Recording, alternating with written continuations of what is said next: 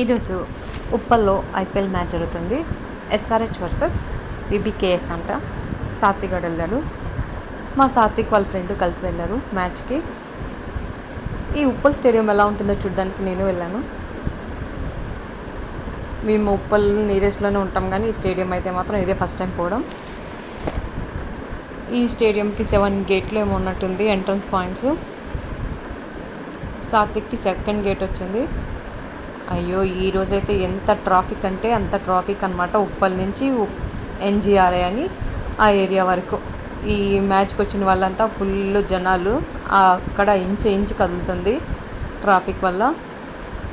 చాలా జనము ఫుల్.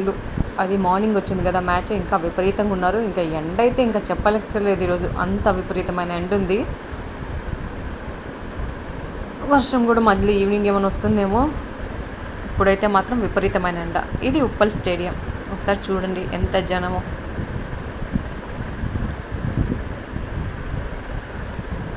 ఇవైతే టికెట్స్ అయితే బ్లాక్లో చాలా రేట్లు అమ్మేస్తున్నారు. చివరికి లేడీస్ కూడా అమ్ముతున్నారు బ్లాక్లో టికెట్స్ అన్నీ. ఇక్కడే ఈ జెర్సీలు, క్యాప్లు, స్పెట్స్ అన్నీ అమ్ముతూ ఉంటారు వరుసగా ఫుట్పాత్ మీద కూర్చొని. మొత్తం జనాలంతా, ఇంకా జనాలందరూ కొనుక్కోవడం, వేసుకోవడం, వెళ్ళడం. వీళ్ళు అమ్మే వాళ్ళు కూడా చాలామంది ఉంటారు.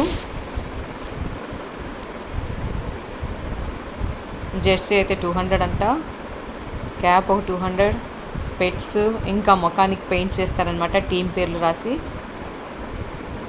ఇలా ఫ్లాగ్లు ఇవన్నీ అమ్ముతూ ఉంటారు ఇక్కడ.